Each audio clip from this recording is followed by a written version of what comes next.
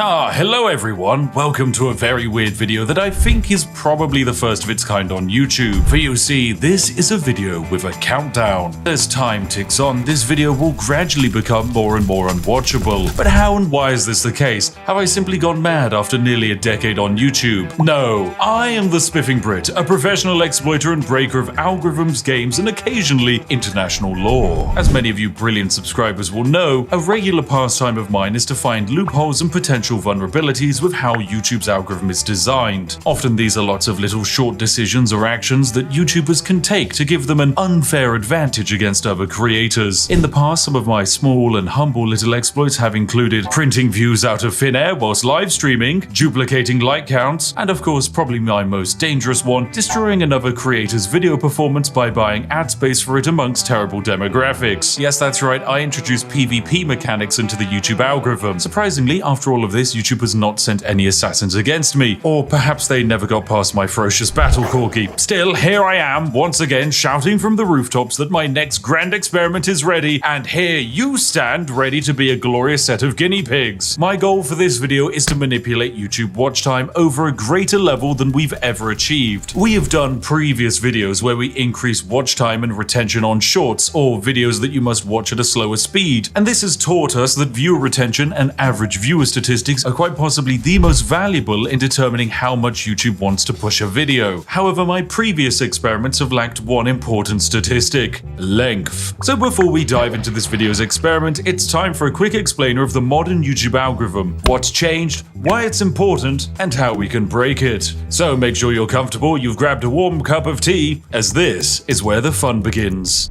YouTube's entire role is to recommend the right videos to the right person. If you like watching videos about medieval cooking techniques, then YouTube will serve them up to you. You'll see them on your home feed, you'll see them underneath videos you watch, they'll automatically play in the up next section. There will simply be no escape from these medieval cooking videos once you've started going down that rabbit hole. However, YouTube will actually serve up these videos based on a few criteria. So YouTube monitors you. They want to know what language you speak, what channels you're currently watching, and what videos you interact with and for how long you're watching them. It then runs a bunch of numbers and finds a selection of videos that might be a good fit for you. But before that step, YouTube does its most important check. It must weed out videos that it deems to be misleading or not as interesting. Remember, YouTube's entire goal is to get you watching videos for longer, because the longer you spend on the platform, the more money you make them thanks to adverts. So it screens for misleading or unsatisfying videos by serving up videos with a higher percentage of viewership more than ones with a lower percentage of viewership. Needless to say, in 2024, basically no one is using the sub feed anymore, so video recommendations are the most important thing, meaning average watch time is also the most important thing. This algorithmic decision of meritocratic performance is actually great on paper, as it generally means that better structured videos that get to the point of their purpose quickly will outperform more waffly ones spoken by British people that go on tangents. Wait a second! But there is a little bit more to this decision. What happens when a video covers the same topic but is a different length? So let's imagine video A is a 10-minute long video that has a 50% viewer duration. Video B is a 20-minute long video and it also has a 50% viewer duration. They are both watched on average for the same amount of time, meaning logically they are both the same amount of satisfaction in the eyes of YouTube. Wrong! YouTube will massively favor video B. It's got higher watch time, baby! So that video will not only get more views, but it will also make more money for the creator. This creates a weird calculation where in some examples, longer equals better. There are some very extreme examples of terrible creators exploiting video length for profit, like for example this one here. Wait, hang on a second, that's my Victoria Free live stream. This video here is the second most viewed Victoria Free video in the entire world. There are thousands of Victoria Free videos, and yet this nearly 4-hour-long live stream VOD is the second best of them. Why is this the case? Is it because it's a well-crafted, well-edited, perfectly executed idea? No, it is a good video, but it's just statistically broken. Because it's such a long video, the average watch time is over 1 hour and a half. This means that this stream has 3 times the average watch time as the next best video has total length. That's also my video, by the way. It's handcrafted, took us a lot of time to make, and very well executed. But statistically, it's terrible. The results are that this stream outperformed massively, and thanks to my dastardly strategy, it suppressed other videos in the recommendation feed, allowing me to make over £64,000 off of a 4-hour 2-hour stream. Thanks YouTube, that was perfectly balanced. Oh wait, you're probably not used to creators talking about how much they actually make. Don't be alarmed, friends. I have to pay a lot of that revenue in tax, probably. Maybe some of it has to go to the interns to buy them food, and then the remaining 95% gets spent on my crippling addiction to Yorkshire tea. So more watch time is more good, and greater average watch time is more good. This means that the calculation to make the optimal video is rather simple. Make a video as long as possible while still keeping viewers interested. This basically means that all you need to do is craft a perfect SEO monstrosity with zoomer cuts, pan zoom, smiling celebrities, and just pander to the algorithmic equivalent of the everyman. Yeah, I'm talking about you, Dave. This is the strategy that has to be used by the people at the very top of YouTube. I can't blame them for it, because you reach a point where each ounce of personality you show, the market cap of your audience goes down by millions. Instead, you must become like white toast with butter. Plain, but very inoffensive. Perfect for when you're waking up and starting your day. So yeah, I can't exactly do that. I'm British for a start, which means that the French people probably stopped watching 5 minutes ago. On top of that, I like janky bad edits, and my sarcastic style of humor isn't exactly for everyone. If only there was an exploit that could make a longer form video retain a larger percentage of viewership and watch time. Oh dear,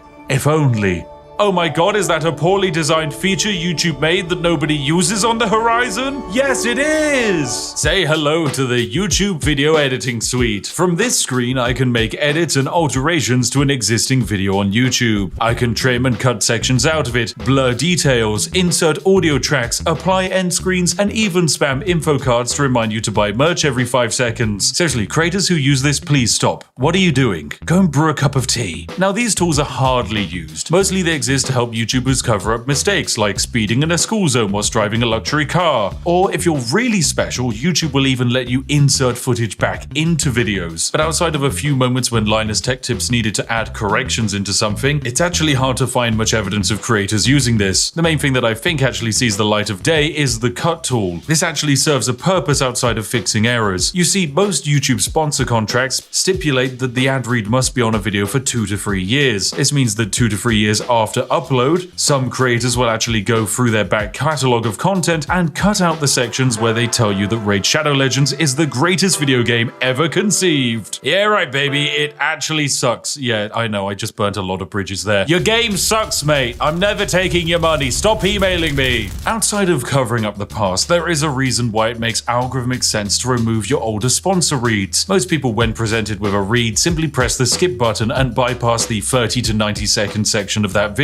This means that those sections massively lower the average watch time and retention of the overall video. So by removing a section where only 10% of the audience is watching and bring it back to a 50% average retention section, then that's a net benefit on the video's performance. So logically in the long term, that's better, that's more views and more money. But all of this is curious. What if we took it even further beyond? And what if we did it backwards? Yeah, this is where I had a brilliant idea. What if we created an average video with good statistics and then cut the end off of it? Welcome to my grand plan. You're currently watching one of 2 versions of a video. One version ends sooner than the other. If you're watching this video too late, then the entire second half of this video has been cut off and you'll never actually know what it was. You'll never even be able to watch it again. And the science behind it is rather simple. I can make a video like this be watched by 2 types of viewers. One set of viewers are watching a full-length version. If the video is 20 minutes long and the average watch time is 10 minutes, that video has given me a 50% retention. However, the second viewer, which might be you, watches the second shortened version. Let's say this video is now only 10 minutes long, but you still watch it for 50% of its length. Well, the problem is that YouTube can't delete the watch time that this video has generated, and all of the statistics just pile up onto the back end from the original version. So all of those longer views are added onto the new shorter version of the video. If half the views are on the long version and half the views are on the shorter version, we balance out at an average watch time of 7.5 minutes or 75% retention. Of course, the longer the section that we end up deleting, the better. If I add a 10-hour long Skyrim Let's Play after this and people watched it for an average of 2 hours, I could probably end up with one of the highest average retentions on a 10-minute video that the world has ever seen. And you know what? Maybe that is what I've done. But you have absolutely no way of knowing because there's a chance you're watching this video after the great cut. So there we go, job done. This video is perfect. I've just become a quadrillionaire and the largest YouTuber on the platform.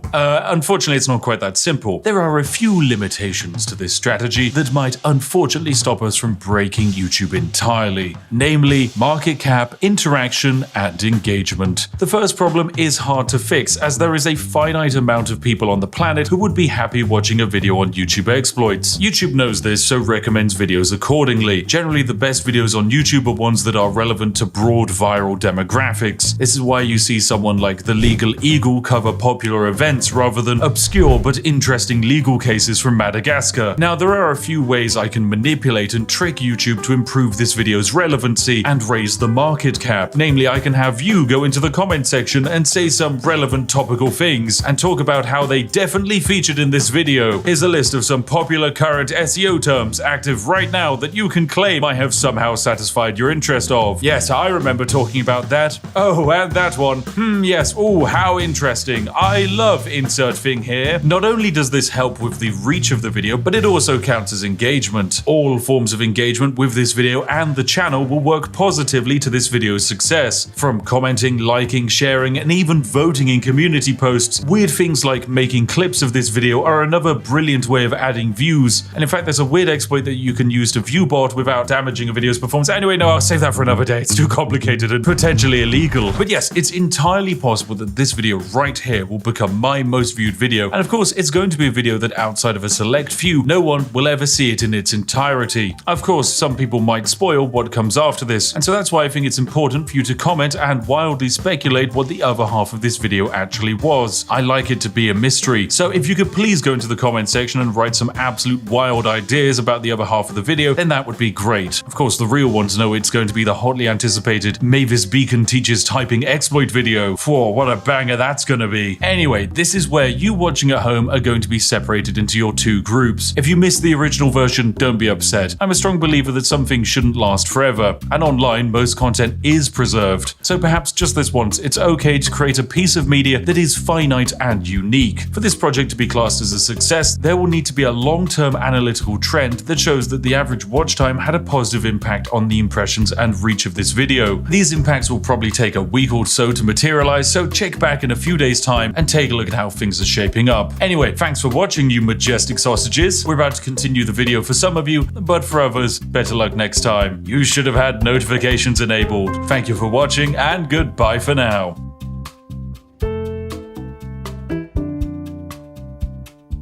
Right, welcome ladies and gentlemen to the other half of the video. This is something that not everyone's going to see, and who could have guessed it? It is a British food, snacks and drinks tier list, because I know that for too long people have been wondering what my incredibly important opinions are, and today we will answer them, for this is quite possibly the most important thing you can ask a British person, and one of the most critical determining factors when it comes to knowing whether to trust a human being or to distance yourself from them. So yes, let's start with this lovely tier list. It's going to of course begin with Aero chocolate bars. Now these are quite fun. They're kind of like chocolate bars with air pockets in them, and you know what, I'm gonna say they're pretty good. They're nice, they're very tasty, but they can be a bit sickly. As far as chocolates go, it is definitely pretty good category. Then we have After Eight mints. These are basically mint chocolates. They're very strong and minty, and many people like them. However, I don't think they're that great because I don't like mint chocolate. I think that's a terrible idea. If I want mint, I'll just eat toothpaste, mate. Then we've got Heinz beans. I'm actually gonna combine Heinz beans and cheese with beans on toast in the not great category. This is probably the most controversial opinion of the night, and I'm sure many of you are currently hammering into the keyboard that I should yeet myself off of Big Ben. However, I just think beans are bad. They're just a bad vessel for food, and adding them to bread and cheese doesn't exactly improve the situation. So yeah, not great. Then we've got black pudding, otherwise known as blood pudding. It gets its name because it is basically blood mixed with herbs and barley. Definitely quite a disgusting food when you think about it. However, I think it's bloody lovely. I guess I'm just too British for some people. And yes, we in the UK never stopped quite eating like we were in the Blitz or we were role-playing feudal peasants. Then we've got Bounty chocolate bars. These are a disgrace to Britain. It's just disgusting. Just the worst chocolate bar. I hate it. Then we've got Bourbon biscuits. Oh, these are fantastic. These are bloody lovely. A chocolate biscuit with a layer of chocolate cream on the inside. Oh, dipping that into a cup of tea is a blessing. And then we've got dairy milk buttons in yogurt form. These are pretty good. I think these are all right. They're kind of tasty, but it's just very sickly. Then we've got crackers and cheese. This is a blessing to Britain. Whoever created crackers fingers and then had the idea of putting cheese on them. Phenomenal. Then we've got KP cheese balls. These are a disgrace to Britain. They're disgusting. Along with Cheez-Its. I think they're just abysmal. Cheese flavored crisps are revolting. They just kind of taste of chemicals. If I wanted to eat cheese, I'd eat cheese. I wouldn't eat synthetic cheese. I'm not an American layering plastic on top of a burger. Oh, then we've got a prime lovely little dessert cake in the top of a glacier cherry. Oh, I love these. Are good fun. They're pretty good. I know it's kind of controversial. I think in the modern day and age, people have fallen off of the love of the Bakewell, but I think they're still pretty solid. Next up, we've got Chew-Its. These are kind of like a sweet. They're pretty good. I think they're all right. Nothing sensationally great. Oh, and finally, we've got chip butty. Yes, this is good. I can let the northern fly out, mate. This is a chip butty. If you've never had chip butty, it is potato chips or the fries for the American persuaded people, usually with some kind of sauce, probably ketchup. It's laid inside of bread or cob or bap, depending on who you speak to and which part of the UK they're from. This is bloody lovely. It is absolutely bloody lovely. Oh, and then we've got Terry's Chocolate Orange. This is a blessing to Britain. A certified Christmas banger. If you are celebrating Christmas and you don't get a Terry's Chocolate Orange, something has gone wrong in your life. On the inverse of the holiday chocolate scale, we have cream eggs. I think these are not great. This is because they are rammed with fondant icing on the inside. They are sickly. Eating them makes you feel like your arteries are clogging up and you're going to drop dead of stage 75 diabetes at a moment's notice. But it's okay because Britain is saved as we have crumpets. Yeah, crumpets are great. They're pretty good. It's basically a form of bread, usually with butter, toasted. It's just really quite nice. Oh, and then we have what is probably my favorite chocolate bar of all. It's the Crunchy, ladies and gentlemen. This is a blessing to Britain. It is honeycomb or cinder toffee wrapped inside of chocolate, handed to you in a bar. It is wonderful. One of Cadbury's greatest creations, and then after the Americans bought it, it's gone downhill. I want my original Crunchy bar back, but I know it's never gonna happen, so I'll still remember you, Crunchy bar. You were amazing. Speaking of Americans ruining things, it's the Cadbury's Dairy Milk Bar, which is now in the not great category. This used to be a phenomenal piece of chocolate, and then Kraft ruined everything. I hate mega corporations. But hey, if there's one mega corporation I love, it's McVitie's, because they made the digestive biscuit, which is bloody lovely. It's a very solid biscuit, perfect for dunking in tea. Very nice. Then we have what I believe is a kebab. Kebab meat, it's alright. It's pretty neutral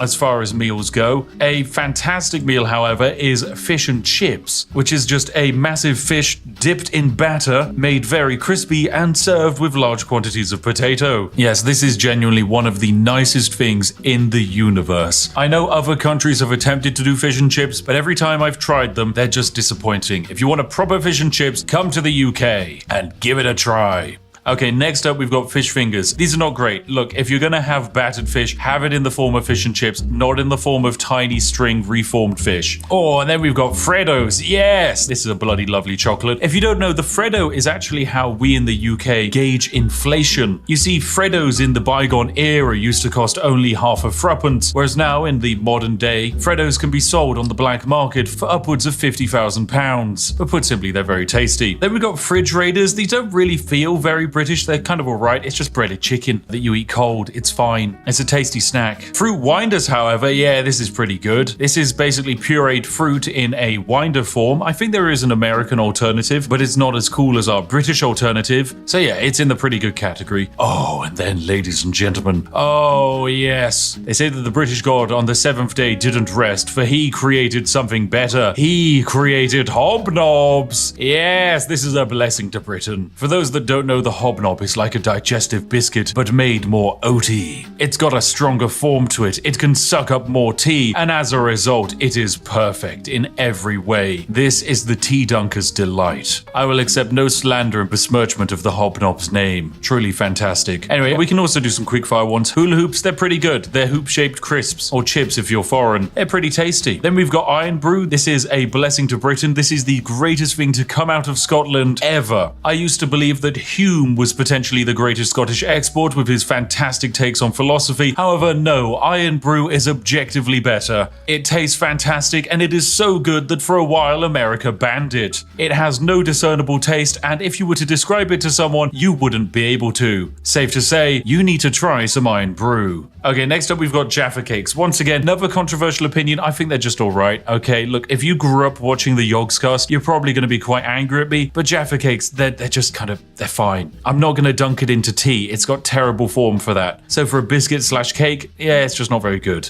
Oh, then we've got Hartley Strawberry Jam. This is pretty good. It's a solid form of jam. Nice to put on your toast. Nice to put on your crumpets. Nice to put inside of your chip butties. I'm not going to judge. But for an even better formation of jam, you have Jammy Dodgers. This is a biscuit with jam on the inside, and it's bloody lovely. Oh, there's also Jelly Babies. Yes, these are very good. They're just jellied sweets, but in the shape of babies, which makes them better than Chewits, because it cures the insatiable British desire to crush children. And ever since we closed down all of the smog factories in London, this is the only way you can get that kick. Next up, we have the Kinder Surprise Egg. I don't really think this is a British snack, because it's very German, but yeah, it's alright. It's basically just a chocolate egg with a small toy inside of it. Once again, Americans banned this because they believed it was a choking hazard and would kill children. I instead believe that the Kinder Surprise Egg is Darwinism in real time. Next up, we have KP Original Salted Peanuts. These are pretty good. They're just a decent snack. Magic Stars, these are alright. My wife really likes them. I think they're just a weirdly shaped form of chocolate. And then we have Moams. Once again, I'm like 90% certain this is German, not British, but hey, they're alright as well. Now we have some controversial opinions. Marmite. I don't think this is that good. It's not great. Now, once again, my wife loves Marmite. I think it's pretty bad. A spread that actively makes you want to throw up if you put too much on a piece of toast is probably not a good spread. Eating anything that has been coated in Marmite feels like you're back in the Blitz, and I'd much rather eat 700,000 hobnobs than have to eat anything with Marmite on it. So yeah, it's in the not great tier. Next up, we have Matchmakers. These are going straight into the disgrace to Britain tier. It's just a mint form of chocolate. It sucks. Next up, we have the Tesco Meal Deal. This is going to go into the It's Alright tier. Basically, for those of you that don't know, in the UK, we can go into most major supermarkets and pick up a sandwich, a snack, and a drink, usually for a round price. Recently, I picked up a Tesco Meal Deal, which netted me 3 sandwiches, a pot of watermelon, and a large drink, all for the low cost of £4. So yeah, it's pretty good. And whilst relying on them entirely will probably lead you to an early grave, for the nation's tradespeople, the Tesco Meal Deal is a glorious invention. Okay, next up we've got Millionaire's Shortbread, which is a shortbread topped with a very thick layer of caramel and then topped off with chocolate. This is bloody lovely. It's one of the tastiest things ever created. I love it. If something will kill me, it's gonna be this, and it would be a brilliant way to go out. Okay, then we've got a selection of crisps, place them all at the same time. Mini cheddars are going in the not great category. You know my opinion on cheesy crisps. Monster Munch are going in the pretty good category. Pom Bears are going into the bloody lovely section. Skips are going into pretty good. Wotsits are going into a disgrace section. And Walker's Crisps are going into the It's Alright. But finally, Space Raiders. Yes, pickled onion. Oh, this is bloody lovely. Space Raiders and Monster Munch, actually, they should be on the same tier. These are crisps that are designed to contain so much flavor and acid that your mouth will burn after eating a packet. And for that reason and masochism, they just belong in the bloody lovely tier. Okay, next up, we've got Kipling Angel Slices. These are going into the It's Alright category. Party Rings, I'm going to put in the not great category. Controversial opinion, I know, because I used to really like Party Rings, but I don't actually like them that much anymore. Penguin Biscuits are going in the Blessing to Britain category because they contain terrible jokes. And despite the fact that the biscuit isn't that great, I don't care. I love a dad joke. Percy Pigs, that's also going into the Blessings for Britain. They're fantastic. Pepperami is a reformed salty meat stick, so we're going to pop that in the Disgrace to Britain section. And I guess we can immediately cover some other snacks like the pot noodle. It's just dried noodles that you add hot water to, and it's quite possibly the backbone that keeps the entire nation's student population alive. There's also the pasta and sauce sachets that aren't that great, but are even cheaper than pot noodles, but outside of camping holidays, you wouldn't really want them. Oh, then we've got potato smileys. These are going into the pretty good category. Pizza Express Margarita Pizza, that's going into alright. It's kind of fine. Twiglets, I'm going to put in the It's Alright tier. I know I said I don't like Marmite, and Twiglets are just Marmite flavored crisps, but my wife loves them, and she would probably kick me out of the house if I didn't put them there. Okay, now we've got some legendary cakes we can cover. The Colin the Caterpillar cake is a blessing to Britain and one of the greatest cultural exports we've ever invented. Colin the Caterpillar sweets, however, from M&S are going into the not great tier. They're an okay form of sweet. Drumsticks are as well. I'm also going to put in the not great tier. This is one of the few sweets where I actually know people who have lost teeth because of them. Not because they rot the teeth, but because they're so sticky and solid, you will actually end up breaking a tooth trying to eat them. Yorkie bars are alright, it's just a solid brick of chocolate. Turkish Delight I think is a disgrace, I hate hate it. Wagon wheels as well. The combination of cream and jam is just weird. The Yo-Yo Bear fruit rollers I'm putting in the pretty good category. They're rather tasty. Drumstick squishies I'm also putting in pretty good because unlike these solid drumsticks, they won't kill you. Millions I'm going to definitely pop in the pretty good category as well. They're fantastically tasty. It's literally just condensed colored sugar. What's not to love? Weetabix. Oh, that's a bloody lovely. Who doesn't love a good Weetabix for breakfast? And we've got the flake chocolate bar. That's all right. Fruit pastels. They're not great. Twister lollies. I'm going to say pretty good. It's an ice lolly which contains a little bit of ice cream and frozen fruit flavor in a combination that's actually rather nice. Then we have, oh my, what is this? Branston small chunk pickled. Yeah, this is a disgrace to Britain. I know there are old people who love it, but it's disgusting. Same for mushy peas. Anyone who orders mushy peas is just someone who would be okay eating dog's vomit. Okay, it's disgusting. I'm just not a fan of mushy peas. And then we got Tango Orange. This can go into the it's alright category. And before we get to the most important thing on the list, I think we should deal with some of the food options. So we have pork pies. This is going into the pretty good category. I'm a big fan of pork pies, but I understand that a slab of reformed meat surrounded in pastry is kind of weird. It's a very dense form of meat as well. However, the sausage roll I think is bloody lovely because it actually minimizes the density of the pork to create an overall better balance between pastry and reformed pig. Next up, we have scones or scones if you're poor, which is usually had with cream and jam. This is going into the pretty good category. It's good for an afternoon tea, but you wouldn't exactly want it every day of the week. Then we've got Scotch egg. It is a semi-boiled egg wrapped inside of meat and then coated in bread. I'm actually going to say it's all right. I would have put it in pretty good, but I recently had some at an event and about 40 minutes later I developed a crippling migraine, so I'm going to blame that on the Scotch eggs. Okay, then we have shepherd's pie. Shepherd's pie is great. It's mashed potato and then some mince and a bunch of vegetables. A lovely historical dish for the UK. It's honestly a blessing to Britain. Whilst I might not have it too often now, it's a very versatile dish. It's easy to make vegetarian and vegan versions of it, and usually 9 out of 10 times it tastes fantastic. Okay, then we have a roast dinner. Yep, this is straight into the blessing to Britain category. It is a meat, potato, usually Yorkshire pudding and some vegetables. Is it the most flavorful meal on the planet? No. Is it a Michelin star meal? No. But does it warm the soul? Yes, it does. So it's a blessing to Britain. Now for the penultimate item, it's a toad in the hole, which is just the large quantities of sausage cooked in batter, and this is bloody lovely. I love it. It's basically a macro scale sausage roll. What's not to love? And finally, the greatest thing in the universe. The ascended god tier item. The one, the only, the greatest thing that has ever existed on the planet. Tea. Yes. Oh, it's so good.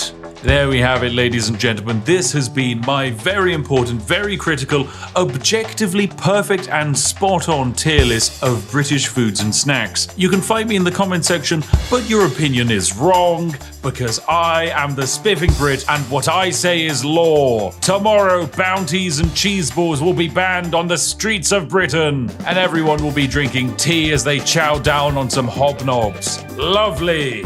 Right, well there we go. This has actually been the ultimate extended version of the video that basically no one else gets to see. You have seen it. Congratulations, you're very special. And who knows, maybe there was actually extra stuff after this that I cut. Maybe there was a video within a video within a video. I'm not saying whether that was the case or not. You'll just have to come up with your own theories. But this is all for you today. So thank you very much for watching. A huge thank you to, of course, liking the video, subscribing, and of course, a major shout out to the majestic sausages who are our Patreons and channel members who fund all of this nonsense on my channel. Thank you very much for your continued support. Anyway, if you're sat there wondering what video to watch next, look no further than this video on screen now. I've chosen it and it should be perfect for you. As always, I'll see each and every one of you in the next one. Have a lovely day and goodbye for now.